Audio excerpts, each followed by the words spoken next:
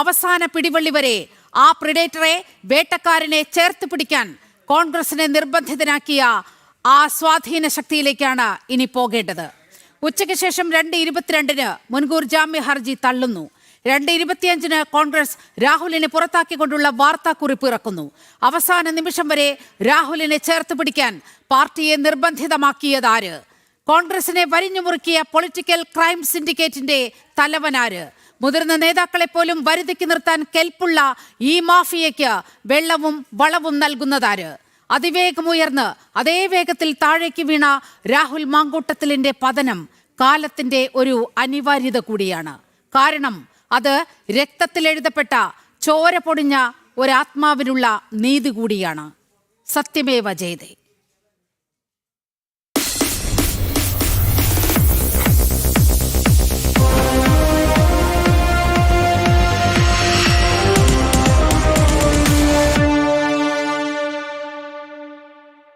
സത്യമേവ ജയതേ എന്ന അതിജീവിതയുടെ ആ വാക്കുകൾ, അതിനൊപ്പം നിൽക്കുകയാണ് ജനം ടിവിയും.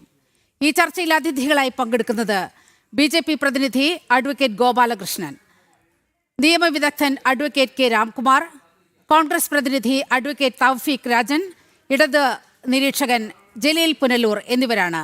ആദ്യം ശ്രീ തൗഫീഖ് രാജനിലേക്കാണ് പോകേണ്ടത്. അതിനു മുൻപ് ഇപ്പോൾ രാഹുൽ മാങ്കൂട്ടത്തിലുമായി ബന്ധപ്പെട്ട് പുതിയ ചില അപ്ഡേറ്റ്സ് വരുന്നുണ്ട്.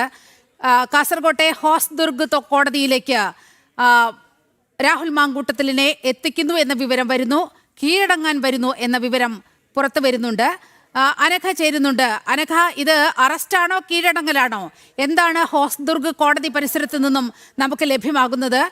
രാഹുൽ കർണാടകയിൽ ഉണ്ട് എന്നതായിരുന്നു ഏറ്റവും ഒടുവിൽ പുറത്തു വന്ന വിവരം. അവസാനത്തെ മൊബൈൽ ടവർ കേന്ദ്രീകരിച്ച് നടത്തിയ പരിശോധനയിൽ സുള്ളിയിലുണ്ട് എന്നതായിരുന്നു വിവരം. ഇപ്പോൾ ഹോസ്ദുർഗ് കോടതിയുടെ പരിസരത്ത് അതീവ ജാഗ്രതയിൽ പോലീസ് നിലയുറപ്പിച്ചിട്ടുണ്ട്.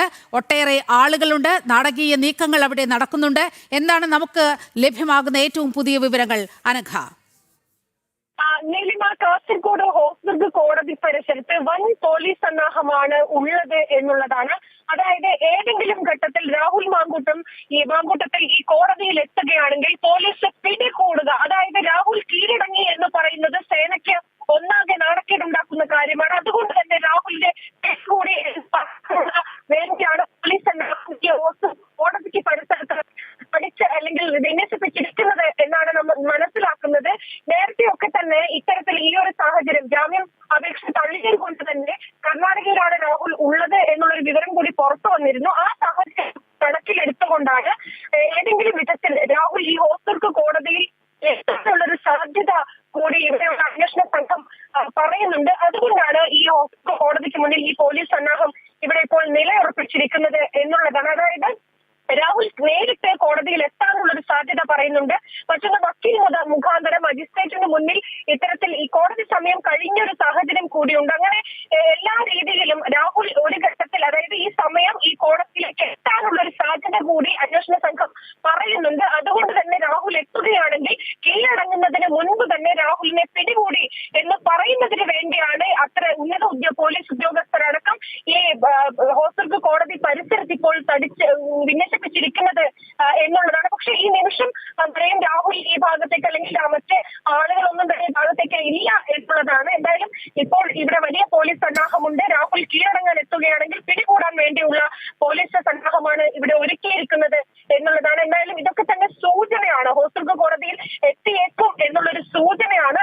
ഈ പോലീസിനെ വിന്യസിപ്പിച്ചത് ഒരു സ്വാഭാവിക നടപടി മാത്രമാണ്. ഏതെങ്കിലും തരത്തിൽ രാഹുൽ ഈ കോടതിയിലേക്ക് എത്തുകയാണെങ്കിൽ രാഹുലിനെ പിടികൂടാനുള്ള ഒരു നടപടി മാത്രമാണ് എന്നുള്ളതാണ്. എന്തായാലും അത്യന്തം നാടകീയമായ രംഗങ്ങളാണ് ഇവിടെ ഇപ്പോൾ ഉള്ളത് എന്നുള്ളതാണ്. രാഹുൽ എത്തിയേക്കും എന്നുള്ളൊരു സൂചന ഉണ്ട്. അതിന്റെ അടിസ്ഥാനത്തിലാണ് നമ്മൾ മാധ്യമങ്ങളടക്കം ഇവിടെ ഉള്ളത് എന്നുള്ളതാണ്. പക്ഷേ രാഹുൽ എപ്പോൾ വരും, ഏത് ഘട്ടത്തിൽ വരും, എങ്ങനെ വരും എന്നുള്ളതൊക്കെ തന്നെ വരും മണിക്കൂറുകളിൽ അറിയേണ്ട കാര്യമാണ്. ശരി അനഘ, അതുമായി ബന്ധപ്പെട്ട് വിവരങ്ങൾ നോക്കുക.